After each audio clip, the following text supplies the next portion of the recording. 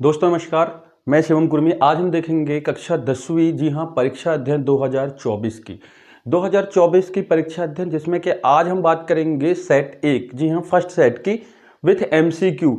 जो एमसीक्यू प्रश्न है 1 से लेकर 5 तक, उन सभी को हम जो है चर्चा करेंगे उन सभी की, और आगे के जो प्रश्न है उनको हम सॉल्व करेंगे पूरे के पूरे अथवा के साथ। तो वीडियो को लास्ट तक देखें। हम चालू करते हैं प्रश्न नंबर 1।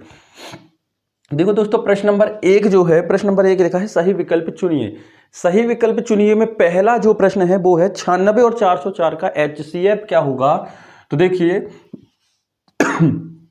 96 और 404 का एचसीएफ उसने जो है पूछा है। तो बहुत ही एक चीज ध्यान रखिएगा, इससे संबंधित कोई भी प्रश्न आ सकता है। तो होता क्या है, यदि 2 नंबर आपको दिए हैं तो उसका एचसीएफ और एलसीएम का यदि हम गुणा करते हैं तो उनके दोनों नंबरों के गुणनफल के मान के बराबर होता है। अब वो 2 नंबर कौन से हैं? जिन 2 नंबरों का आप जो है एचसीएफ और एलसीएम निकाल रहे हैं, उनका यदि आप गुणा करते हो तो उसके एलसीएम और एचसीएफ के गुणनफल के बराबर होता है। जैसे कि यदि हम बात करें, कोई नंबर जो है, यहां पर हम लिख सकते हैं प्रथम नंबर और यहां लिख सकते हैं द्वितीय नंबर, है ना। तो प्रथम और द्वितीय नंबर के गुणनफल के मान के बराबर होगा। इससे रिलेटेड भी कोई प्रश्न जो है पेपर में आपका आ सकता है, तो ये आपको पता होना चाहिए। प्रश्न तो यहां पर सिर्फ एचसीएफ निकालने के लिए था। अब एचसीएफ कैसे निकालते हैं, हम छोटे नंबर का एग्जांपल देकर आपको बता दें। जैसे 12 और 4 का एचसीएफ पूछ रहा है, ठीक है, और ये भी हम आपको प्रूव कर देंगे। तो 12 का एचसीएफ करने के लिए इसके गुणनखंड क्या होंगे, 2 गुणित 2 गुणित 3, और 4 का गुणनखंड क्या होंगे, 2 गुणित 2। तो यहां पर देखिएगा, जब हम एचसीएफ की बात करते हैं दोस्तों, है ना, तो यहां पर सिर्फ कॉमन संख्याएं ली जाती हैं। कॉमन समझते हैं जो दोनों के गुणनखंड में हो, जैसे 2 यहां भी है और 4 में भी है, एक बार 2 यहां भी है और यहां भी है, तो इसका एचसीएफ हो जाएगा 4।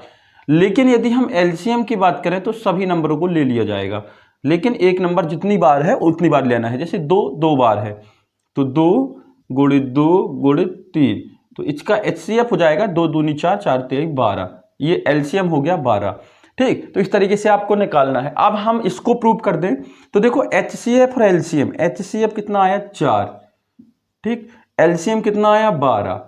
और यदि हम प्रथम नंबर और द्वितीय नंबर का गुणा करें, प्रथम नंबर कितना है 12 और द्वितीय नंबर है 4, तो 12 चौको 48 और यहां भी 12 चौके 48। तो देखो सिद्ध हो गया। तो इस तरीके के प्रश्न यदि आते हैं तो आपको पता होना चाहिए। या फिर होता क्या है, आपको इन दोनों नंबर को दिया रहता है और इसमें से एक नंबर दिया रहता है तो दूसरा नंबर निकालना है। तो ये भी बहुत आसान है। हम क्या करेंगे, यदि एचसीएफ एलसीएम दिया है कि 4 और 12 उसके एलसीएम और एचसीएफ, और एक नंबर आपका 4 है, तो दूसरा नंबर अपन ने मान लिया x। तो हमेशा सिर्फ गुणे बटे में लाके रखना है। तो ये गुणा में है तो किस में आ जाएगा, बटे में। तो ये काट दो, 4 से 4 कट गया, तो दूसरा नंबर कितना आ गया 12। देखो अपना पूरा का पूरा जो है प्रूव हो गया। तो ये दूसरा नंबर जो था अपना 12 आ गया, यदि एक नंबर 4 है तो। इस तरीके से आपको इस प्रकार के सवालों को करना है, और 2 नंबर का सवाल जो है उसका कंप्लीटली आता ही है। तो इस पहले वाले का एचसीएफ जो है 4 है, आप गुणनखंड विधि से निकाल सकते हैं। ठीक, दूसरे प्रश्न की बात करें तो दूसरा दिया है कि यदि आपके पास कोई द्विघातीय समीकरण हो ax² plus bx plus c, तो इसके शून्यक यदि अल्फा और बीटा हो, शून्यक अल्फा बीटा हो, तो अल्फा इंटू बीटा अर्थात शून्यकों के गुणनफल की बात वो कर रहा है। तो ये तो सूत्र है दोस्तों, अगर वो अल्फा इंटू बीटा पूछ रहा है तो सूत्र हो जाएगा c/a, और अल्फा प्लस बीटा पूछ रहा है तो सूत्र हो जाएगा minus b/a।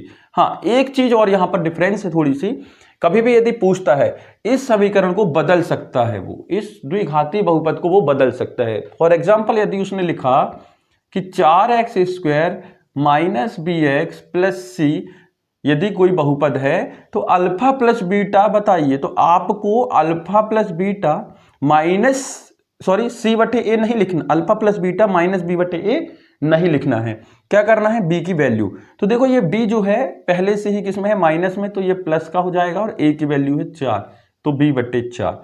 Alpha into beta यदि पूछता है तो c/a, मतलब c की जगह c है, कोई नंबर नहीं, लेकिन a की जगह 4 है।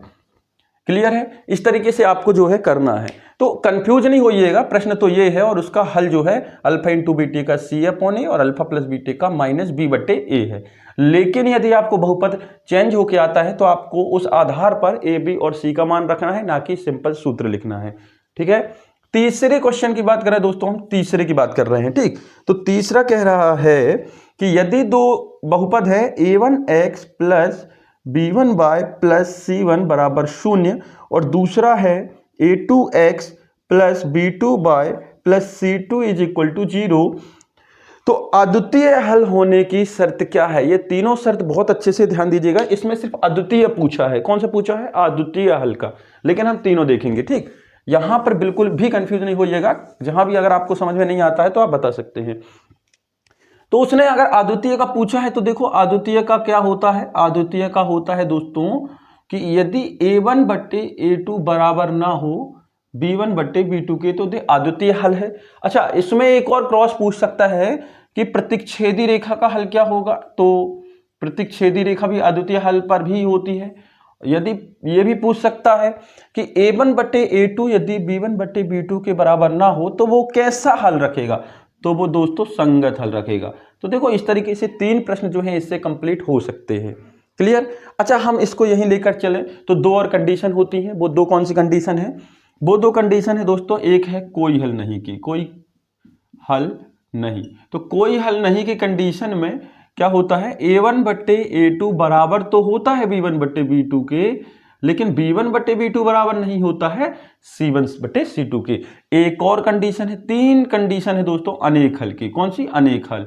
तो अनेक हल की है कि तीनों बराबर हो जाएंगे, जैसे a1 बट्टे a2, b1 बट्टे b2, सॉरी ये, और ये c1 बट्टे c2, तो ये हो जाएगा अनेक हल। यहां पर जो रेखाओं की बात करें दोस्तों, यहां पर जो रेखाएं होंगी वो समपाती हो जाएंगी और यहां पर जो रेखाएं होंगी वो समांतर हो जाएंगी। ठीक है, कौन सी हो जाएंगी? समांतर, मतलब कभी भी एक दूसरे को प्रतिच्छेद नहीं करती हैं।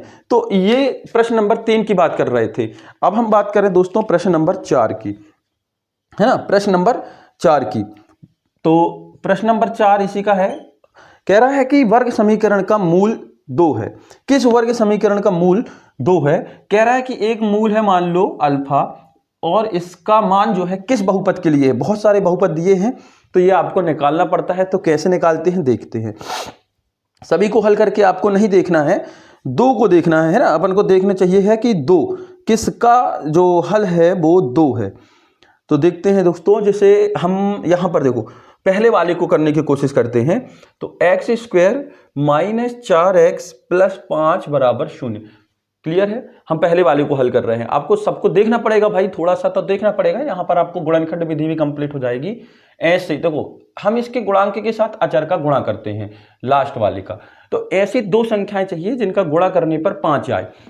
कितना आए? 5 आए, और जोड़ने पर 4 आए। तो देखो माइनस एक्स और माइनस का, अच्छा एक सेकेंड, जोड़ने पर 4 आना चाहिए, है ना। तो देखते हैं,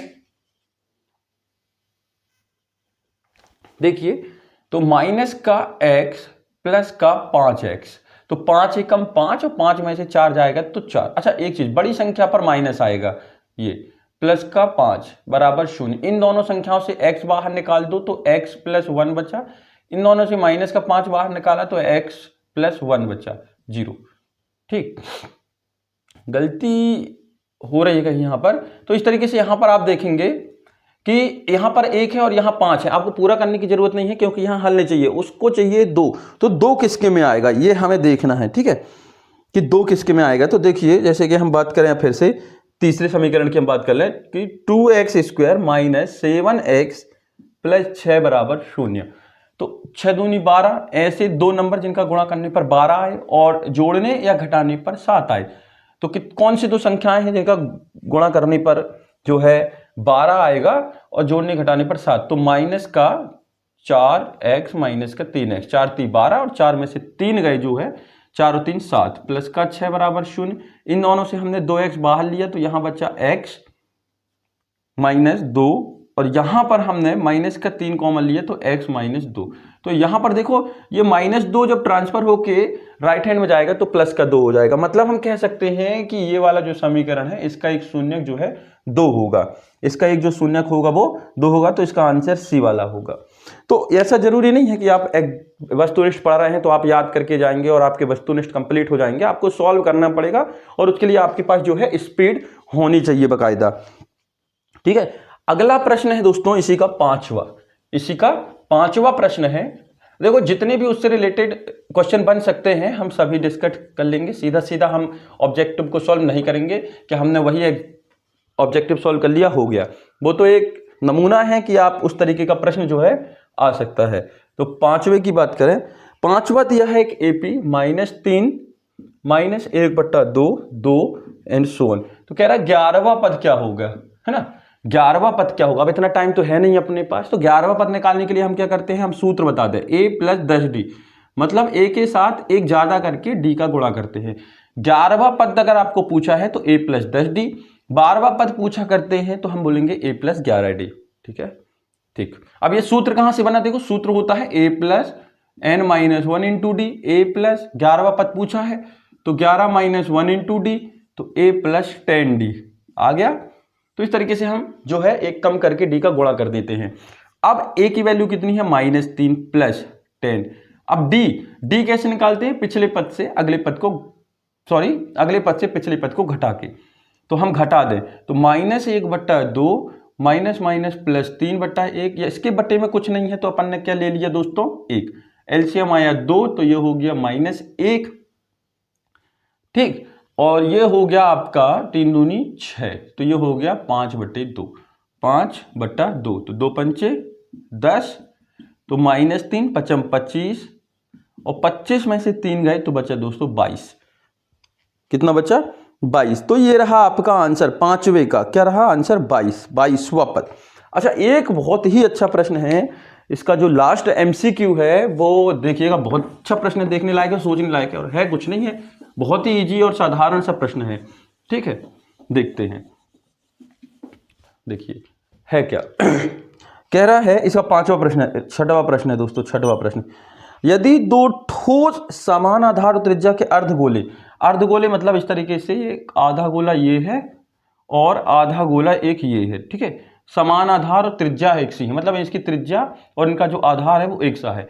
इन दोनों को यदि हम एक दूसरे के ऊपर रख दें, क्या कह रहा है, यदि 2 समान अर्धगोले आपस में सटाकर जोड़ दें तो उसका पृष्ठीय क्षेत्रफल क्या होगा। तो पहले आपको यह सोचना है किसको जो है सटा के रखोगे आधार से आधार पर, मतलब इसके ऊपर इसको पलटा के रखोगे तो ये गोला बन जाएगा। क्या बन जाएगा, गोला बन जाएगा, स्फीयर बन जाएगा, है ना, गोला बन जाएगा। तो इसका कुल पृष्ठीय क्षेत्रफल जिसको हम बोलते हैं टोटल सरफेस एरिया, फॉर्मूला होता है 4πr²। तो इसका भी क्या हो जाएगा, 4πr², क्योंकि बन तो गोला ही गया ना। तो इस तरीके से ये रहे आपके 5 प्रश्न। अब हम देखते हैं दोस्तों खाली स्थान, जो है रिक्त स्थान। प्रश्न नंबर 2 है दोस्तों, रिक्त स्थानों की पूर्ति कीजिए। ठीक है, तो हम देखते हैं क्या है। पहला प्रश्न है दोस्तों, कह रहा है कि एक द्विघाती बहुपद है 3x² - 2x + 1/3 = 0। इसका विविक्तिकर क्या होगा दोस्तों, इसका विविक्तिकर कह रहा है, इसका विविक्तिकर पूछ रहा है। क्या पूछ रहा है, विविक्तिकर पूछ रहा है। अब विविक्तिकर का सूत्र क्या होता है वो ध्यान दीजिएगा। सबसे पहले तो विविक्तिकर D बराबर होता है B² - 4AC। क्या होता है, B² - 4AC। अब यहां पर एक जो बहुपद दिख रहा है ना, ये जो बहुपद दिख रहा है, इसको पहले तो आप रैखिक समीकरण में आप लाएंगे, मतलब इस तरीके से, रैखिक नहीं, क्या बोलते हैं उसको, स्टैंडर्ड फॉर्म में। क्या होता है, AX² + BX + C = 0। इस तरीके से आपको लाना है, क्योंकि अभी ये बटे के रूप में है। तो इसको हम क्या करेंगे, 3 से पूरे समीकरण को जो है गुणा कर देंगे, तो ये हो जाएगा 9x² - 6x + 1 = 0। जब हम 3 से गुणा करेंगे, क्योंकि ये 3 हमें हटाना है यहां से, तो 3 × 3 = 9, 3 दूनी 6 और 3 एकम 3, 3 से 3 कट गया तो केवल 1 बचा। अब विविक्तिकर का सूत्र होता है B² - 4AC। B मतलब 6 का वर्ग -4 गुणित AC, 4 × 9 × 1, C का मतलब 1, 6 × 36 और 9 × 36। तो विविक्तिकर का मान कितना आ गया दोस्तों, 0। विविक्तिकर का मान कितना आ गया, 0। तो आपको हल करना है, और हल करना हमने आपको बता दिया कि 2 नंबर का क्वेश्चन है। यदि हल करने के लिए आता है, ये तो ऑब्जेक्टिव में था तो आपने डायरेक्ट लिख दिया, लेकिन हल करने के लिए आता है तो आप इस तरीके से बाकायदा कर सकते हैं। इसका मान हो जाएगा 0। दूसरे प्रश्न की बात करें हम, तो दूसरा है, एक समांतर श्रेणी का प्रथम पद A है, एक समांतर श्रेणी का प्रथम पद A दिया है। कितना दिया है, A, और सार्वांतर दिया है D। तो आपको nवां पद जो है निकालना है। क्या निकालना है, nवां पद। तो सूत्र है ये तो A + n - 1 × डी। ये आपका हल, ये सूत्र है दोस्तों, आपको याद करना पड़ेगा। तीसरा है सभी त्रिभुज जो होते हैं समबाहु, सभी समबाहु त्रिभुज, समबाहु त्रिभुज, कौन सा? समबाहु त्रिभुज।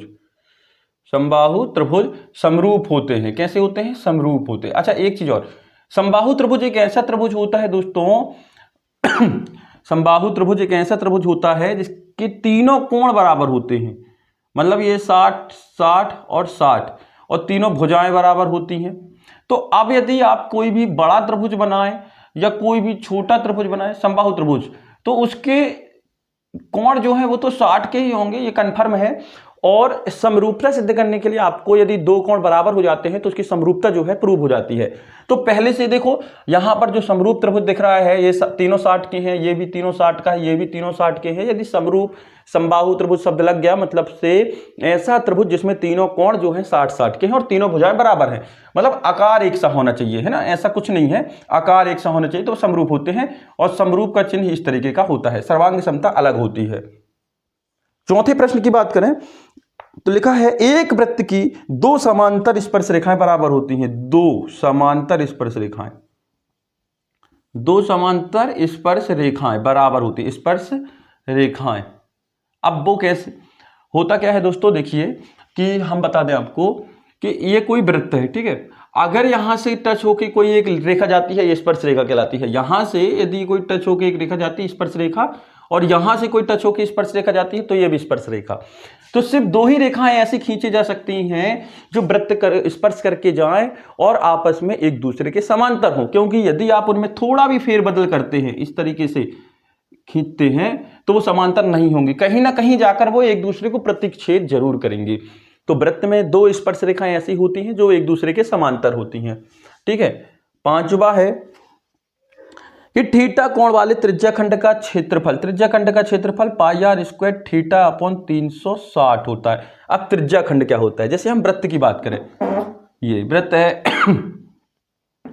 जो उसका बीच का बिंदु होता है वो केंद्र बिंदु कहलाता है। तो किसी वृत्त की दो त्रिज्याओं, ये दो त्रिज्या हो गई, ये दो त्रिज्या हो गई, ये दोनों तो त्रिज्या बराबर होंगी, दो त्रिज्या और एक चाप के बीच का जो एरिया है, ये जो चाप है, मान लो वृत्त पर स्थित दो बिंदुओं के बीच की दूरी, सीधी सी बात, स्पष्ट शब्दों में चाप किसे कहते हैं, कोई वृत्त है और ये उसकी क्या है, परिधि है। क्या है, परिधि, बहुत अच्छे से ध्यान दीजिएगा, ये परिधि। तो वृत्त की परिधि पर स्थित कोई दो बिंदु स्थित है, ए और बी, इन दोनों के बीच की जो दूरी होगी वो कहलाती है चाप। क्या कहलाती है, चाप।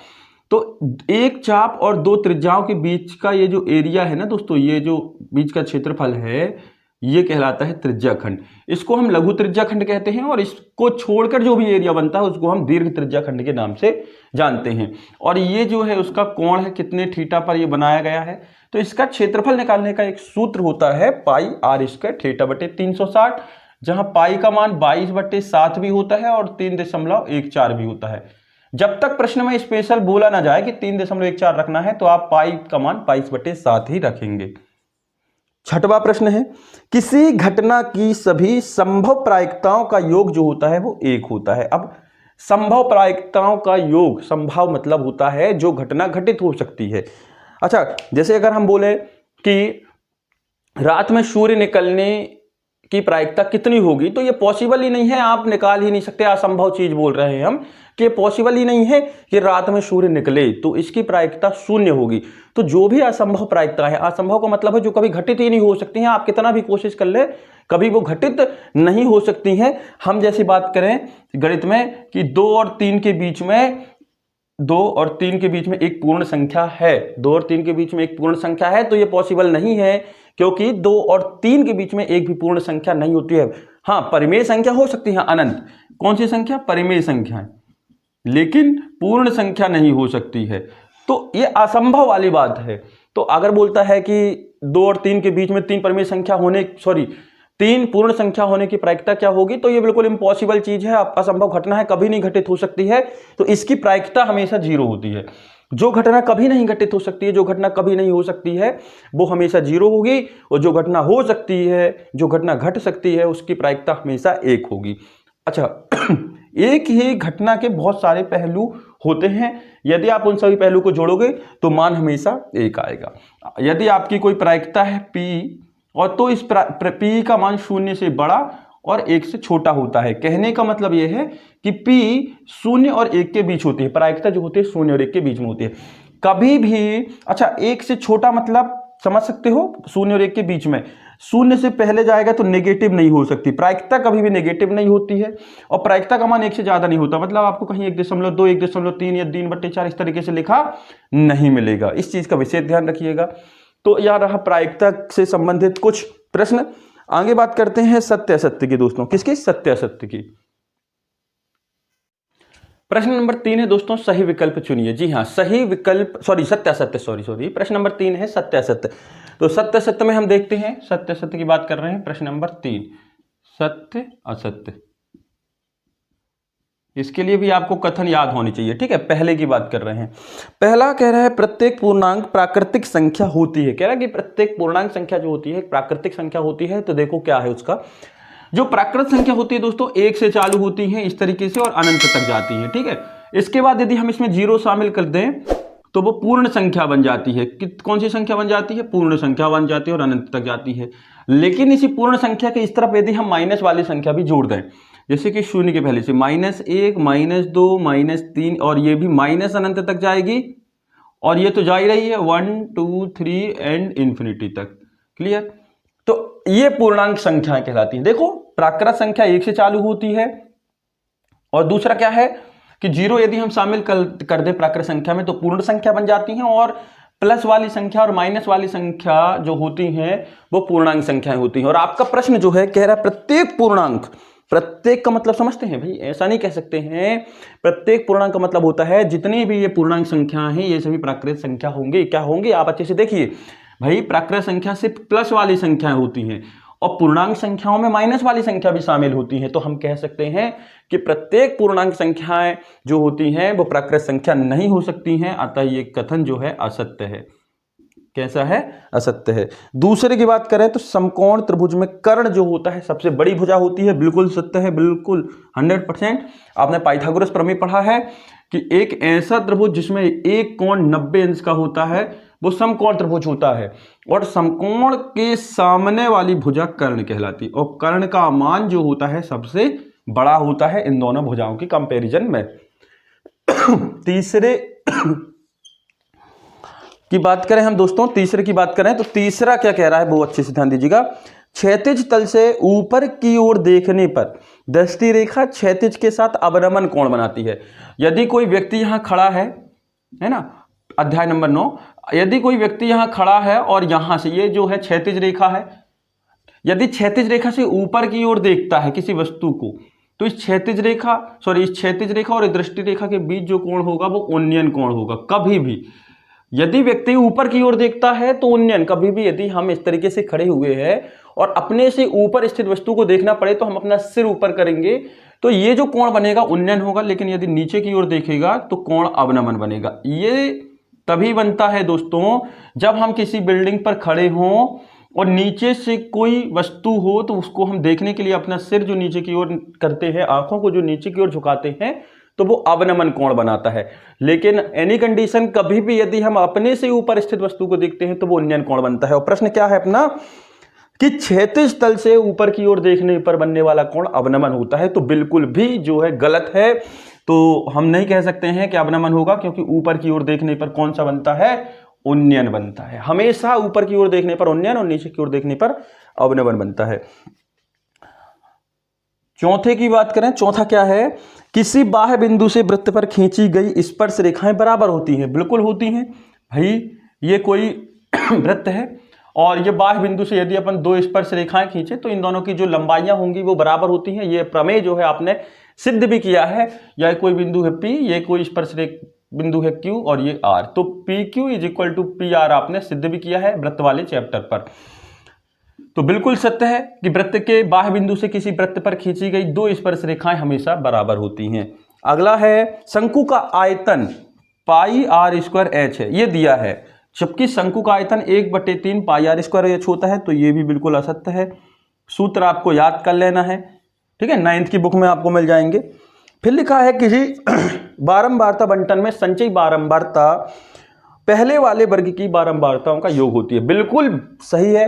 आप जब यहां पर मध्यिका पढ़ रहे हैं सांख्यिकी चैप्टर में, मध्यिका क्या पढ़ रहा है, मध्यिका, तो ये पहला कॉलम x, दूसरा कॉलम f और तीसरा जो CF होता है वो क्या होता है, जैसे इसकी वैल्यू दी है 3, इसकी वैल्यू दी है 4, इसकी वैल्यू 1, तो जो संचयी बारंबारता है, कम्युनिकेटिव फ्रीक्वेंसी, वो क्या होती है, इन सभी बारंबारताओं का योग। जैसे ये हो गया 3, 4 3 7, 7 और 1 8, तो इस तरीके से वो जुड़ता जाता है। तो ये कथन जो है बिल्कुल सत्य है, पूर्णतः सत्य है। बात करते हैं दोस्तों प्रश्न नंबर 4 की, सही जोड़ी की। ठीक है, सही जोड़ी की, किसकी, सही जोड़ी।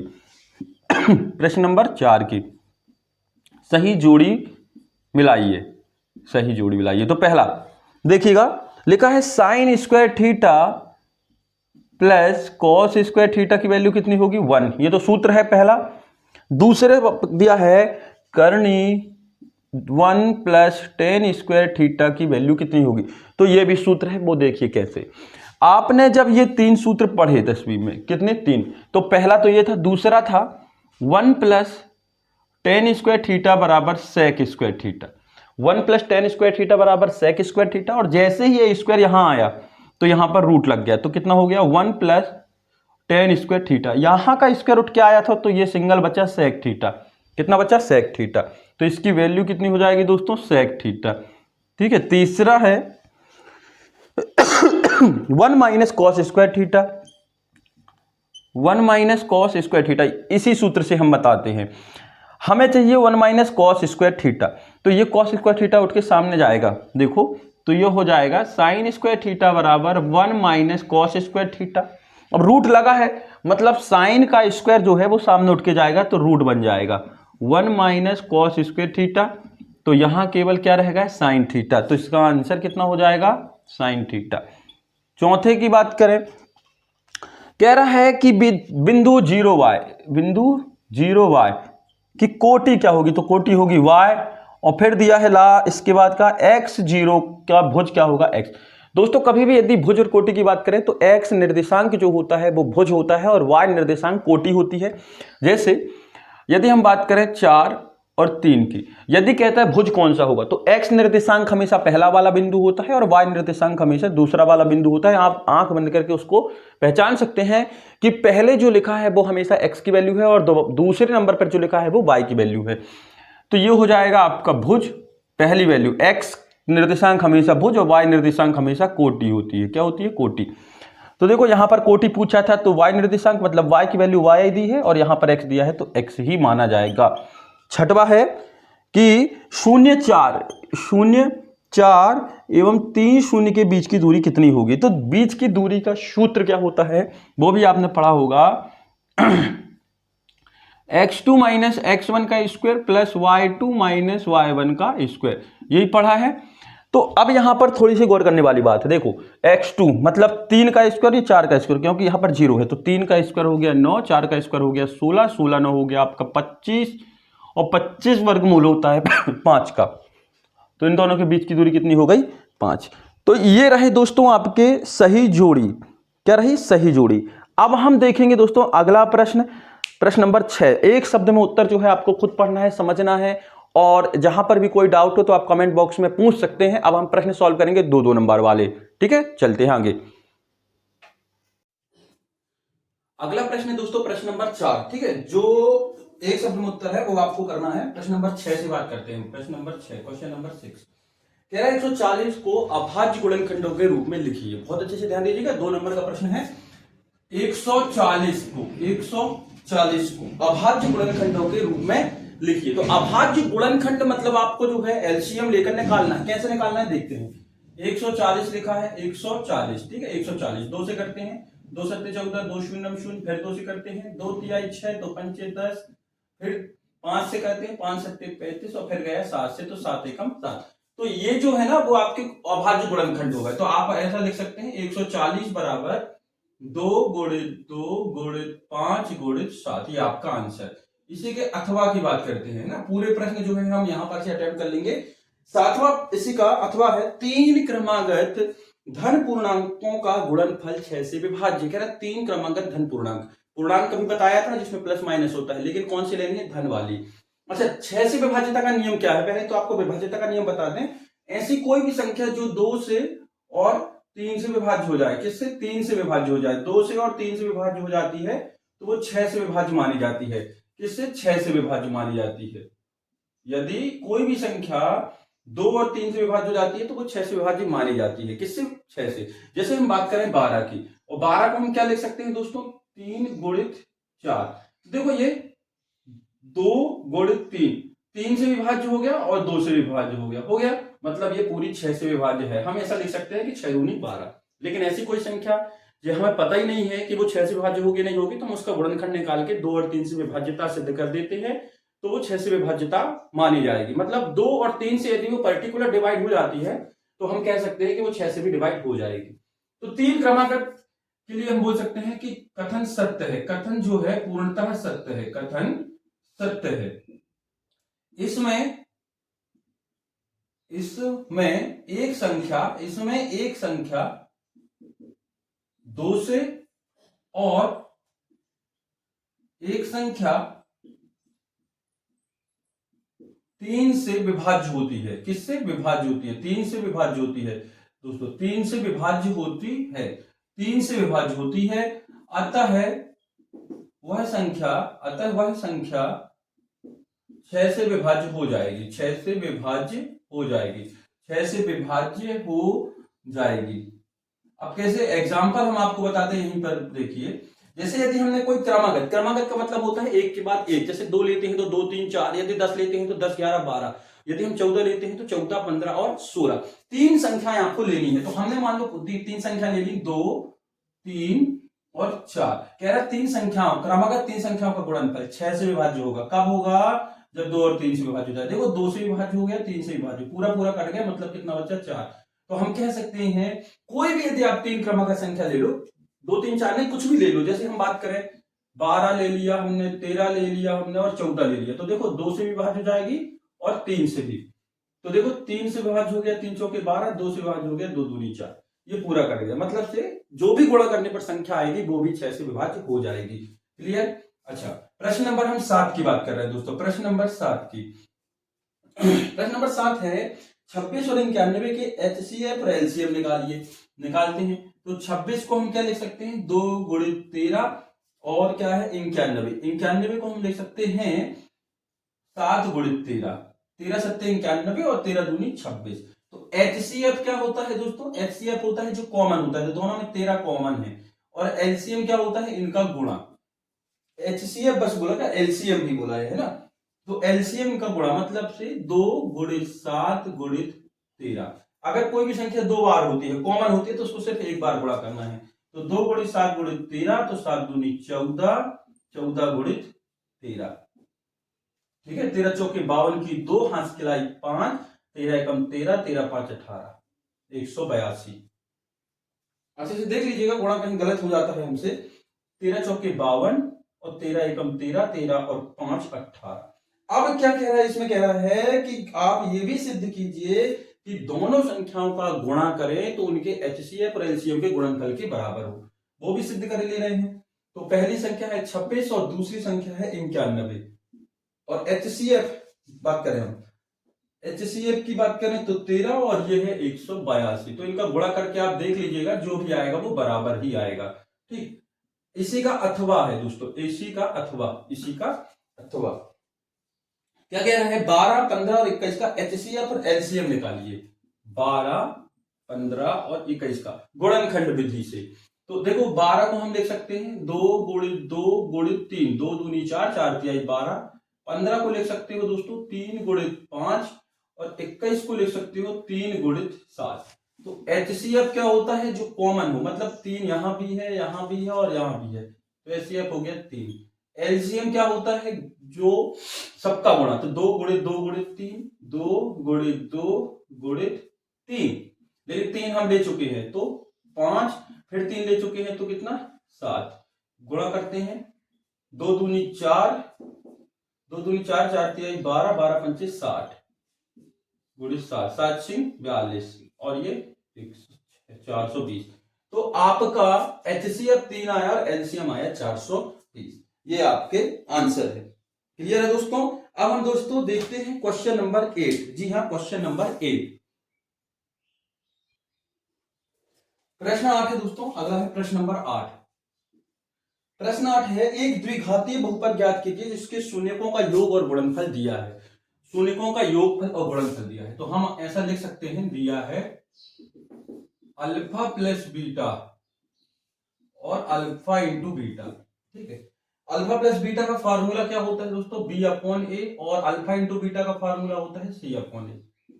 लेकिन प्रश्न में अल्फा प्लस बीटा की वैल्यू दी है -3 और इसकी वैल्यू दी है आपको 2, और जिसके बटे में या डिनोमिनेटर में कुछ नहीं होता है तो अपन 1 लिख सकते हैं। क्लियर है। अब यहां पर कंपैरिजन करते हैं। अब यहां पर कंपेयर करिए, यहां पर जब हम कंपेयर करेंगे, फॉर्मूले का माइनस है पहले से, तो ये हो जाएगा -3 माइनस, ठीक, और ये तो पहले ही से था। तो यहां पर देखो ए कितना आ गया निकल के 1, और बी कितना आ गया माइनस माइनस प्लस मतलब 3, और सी कितना आ गया आपका 2। कंपैरिजन करेंगे तो सी आ गया 2, कितना आ गया 2। क्लियर। तो स्टैंडर्ड फॉर्म होता है ax² प्लस bx प्लस सी। ए की जगह कितना रखना है 1x² प्लस बी की जगह रखना है 3x और सी की जगह 2। तो ये हो जाएगा x² प्लस 3x प्लस 2। सिर्फ आपको तुलना करना है, ये आंसर। एक छोटा सा तरीका है, इसका छोटा तरीका है, इसका मानक रूप बहुपद निकालना है, तो होता है सूत्र x² minus alpha plus beta into x plus alpha into beta. तो मान रख दीजिए x² minus alpha plus beta की वैल्यू कितनी गिवन थी, -3, तो -3 into x plus alpha into beta कितना था 2। ये द्वितीय मेथड है ना, द्वितीय विधि हम बोल सकते हैं, सीधे सूत्र रखो और बस हो गया, अल्फा प्लस बीटा की वैल्यू रख के। तो x² माइनस माइनस प्लस का 3x और प्लस का 2, तो ये आपका आंसर। इसी तरीके से इसी का अथवा है दोस्तों, क्या है, इसी का अथवा दिया है। क्या कह रहा है, इसके शून्यकों का योग दिया है, शून्यकों का योग। पहले सूत्र क्या होता है लिख लो, -b/a, और दिया कितना है अपन को 1/4, तो माइनस का तो पहले से था। अल्फा इंटू बीटा, सूत्र होता है c अपॉन a, और मान दिया है -1। ठीक जी। तो शून्यकों का योगफल अल्फा प्लस बीटा, सूत्र होता है -b/a, प्रश्न में दिया है -1/4, है ना, प्रश्न में 1/4 बच दिया है। तो b की वैल्यू जो है दोस्तों क्या हो जाएगी आपकी, यहां पर ध्यान दीजिएगा, देखते हैं। तो a की वैल्यू कितनी हो गई आपकी, इसके बटे में कुछ नहीं है, तो गुणा कर दो आप 4 का ऊपर नीचे, क्योंकि a जो है बराबर होना चाहिए। यहां पर a 4 है और यहाँ a 1 है, तो यहां हमें 4 चाहिए, तो इसके लिए हमने ऊपर नीचे जो है अंश और हर में 4 का गुणा कर दिया, तो ये हो गया -4/4। तो a आ गया आपका 4, ये कितना आ गया 4, और b कितना हो जाएगा, b हो जाएगा -1, और c कितना दिया है, ये भी दिया है -4। तो बहुपद हो जाएगा x² plus ax² plus bx plus c।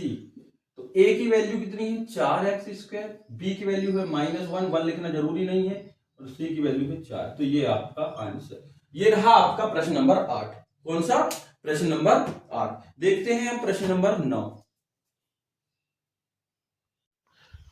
प्रश्न नंबर 9 की बात करें दोस्तों, क्वेश्चन नंबर 9 की। ठीक है, क्वेश्चन नंबर 9 है, प्रश्न नंबर 9 क्या कह रहा है कि एक बहुपद है दोस्तों 6x² -3 -7x, तो इसके शून्य ज्ञात करना है और उनके बीच में संबंध आपको बताना है। ठीक है, सबसे पहले तो इसको सही कर लीजिए। सही कैसे कर लीजिए, देखो इसका मानक रूप होता है ax² प्लस bx प्लस सी। मतलब पहले स्क्वायर वाला पद होता है, फिर बिना स्क्वायर वाला, मतलब से सिंगल x वाला पद होता है, फिर अचर पद होता है। तो यहां पर क्या लिखा है 6x² -3 और -7x, तो x वाला यहां पर होगा, तो ये हो जाएगा 6x² -7x -3। गुणनखंड विधि से हल करते हैं, 6 18। ऐसे दो नंबर जिनका गुणा करने पर 18 आए, है ना, और जोड़ने पर बीच का नंबर आए या घटाने पर, तो ये हो गया 9x और -2x। 9 में से 2 जाएगा तो -7, और 9 दूनी 18। इन दोनों से 3 कॉमन आ जाएगा, और x भी, क्योंकि यहां भी है और यहां भी है, तो 3 दूनी 6x -3 त्रिका 9। x सिंगल था तो पूरा निकल गया, प्लस यहां से कुछ कॉमन नहीं है तो 1 कॉमन ले लिया, तो ये बचा 2x -3। फिर हमने इन दोनों से देखो 2x माइनस 3 फिर कॉमन ले लिया, बाहर ले लिया जो कॉमन होता है उभयनिष्ठ जिसको हम बोलते हैं, 2x माइनस 3, तो यहां बचा आपका 3x और यहां बचा 1। अब शून्यक निकालने के लिए इनके बराबर में हम शून्य रखेंगे, है ना, शून्यक के लिए तो शून्यक के लिए हम इसके इक्वल में शून्य रखेंगे, तो ये हो जाएगा 2x माइनस 3, एक बार इसके बराबर में शून्य, तो 2x बराबर 3, ये माइनस का 3 हो गया प्लस का 3, तो x बराबर 3/2। फिर 3x प्लस 1 बराबर 0, तो 3x बराबर -1, तो x बराबर -1/3। इनको यदि हम अल्फा बीटा मान ले, इसको मान लिया अपन ने अल्फा और दूसरे को अपन ने मान लिया बीटा, तो -1/3 हो गया। अब हमें इनके बीच में जो है संबंध निकालना है। ये तो शून्य का आ गए आपके कौन कौन से, 3/2 और -1/3, बहुत अच्छे से देख लीजिएगा, ठीक। तो अल्फा प्लस बीटा मतलब शून्यकों का योगफल निकालना है, तो अल्फा और बीटा का मान रख दो, तो ये हो जाएगा 3/2 -1/3। भाई ये प्लस है लेकिन ये प्लस माइनस माइनस हो गया, हमने डायरेक्ट कर दिया। एलसीएम आया आपका 6, 2 तिहाई 6, 3 त्रिका 9, 3 दूनी 6, 2 एकम 2, तो ये हो गया 7/6। अब सूत्र से हम बात करें, ठीक है, तो सूत्र से हम बात करते हैं, यहां की बात कर रहे हैं, यहां की, बहुत अच्छे से ध्यान दीजिएगा। सूत्र क्या होता है, -b/a, अल्फा प्लस बीटा का होता है -b/a, तो b की वैल्यू देखो माइनस की 7 है, तो माइनस और माइनस का 7, और a की वैल्यू 6, तो माइनस माइनस प्लस मतलब 7/6, ये सिद्ध हो गया, ठीक। अल्फा इंटू बीटा, इन दोनों का गुणा, तो कितना हो जाएगा 3/2 गुणित -1/3, 3 से 3 कैंसिल, तो -1/2। अब इसको भी सिद्ध कर लो, तो फॉर्मूला होता है c/a, और है कितना ये -1/2, तो c की वैल्यू देखिएगा, यहां पर c की वैल्यू कितनी है -3, कितनी है -3, और a की वैल्यू कितनी है 6। जब आप इसको काटोगे तो कितना आएगा -1/2, क्लियर है, तो ये भी सिद्ध हो गया। तो ये रहे आपके आंसर, अल्फा बराबर आ गया 3/2 और बीटा बराबर आ गया आपका -1/3, और अल्फा प्लस बीटा कितना आ गया है आपका 7/6, और अल्फा इंटू बीटा शून्यकों का गुणनफल आ गया -1/2, और सिद्ध भी हो गया। इसी का एक अथवा है दोस्तों, इसी का अथवा है ना, इसी प्रश्न का अथवा जो है, इसी प्रश्न का अथवा देखते हैं। इस वाले में थोड़ा सा कंफ्यूजन रहता है स्टूडेंट्स को, लेकिन सबसे इंपॉर्टेंट क्वेश्चन है इसी का अथवा जो दिया है, क्योंकि यहां पर उसको वो स्टैंडर्ड फॉर्म नहीं दिखता है जो वो देखना चाहता है, मानक रूप जिसको हम बोलते हैं। लिखा है 4u² प्लस 8u का शून्यक निकालिए। तो यहां पर क्या करते हैं, मानक रूप देखते हैं, मतलब 3 पद नहीं है, तो 3 पद से हमें मतलब नहीं है, कॉमन देखते हैं। यहां से दोनों से देखो 4u कॉमन आ गया, यहां भी था, यहां भी था। यहां कहने का मतलब यह है कि हम इसको लिख सकते थे 4 × 2, 4 दूनी 8, तो 4 यहां भी है, यहां भी है, निकल गया। यहां केवल बचा u और यहां बचा केवल 2। अब शून्यक निकालने के लिए दोनों के बराबर में शून्य रख दिया, तो 4u बराबर 0, तो u बराबर 0/4, तो u बराबर 0। एक बार इसके इक्वल में 0, तो u + 2 बराबर 0, तो u बराबर से -2, ठीक है। तो इसको एक को मान लिया अपन ने अल्फा, तो 0, और दूसरे को अपन ने मान लिया बीटा -2। हमने इस तरीके से वहीं पर लिख दिया, एडजस्ट कर दिया, ठीक।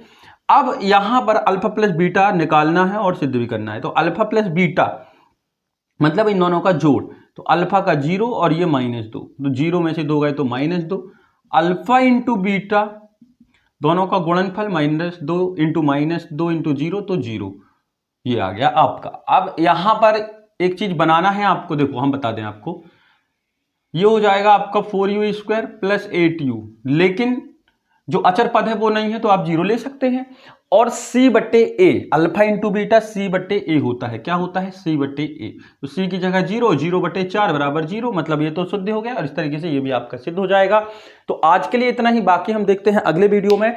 दोस्तों ध्यान रखिएगा, पूरे सैंपल पेपर्स, पूरे चारों सेट और पिछले जो 4 साल के पेपर है वो सब हम इस चैनल के माध्यम से पूरा का पूरा सॉल्व करेंगे। तो चैनल पर यदि आप पहली बार हैं तो सब्सक्राइब करें, जिससे कि आपको नोटिफिकेशन मिल सके। धन्यवाद।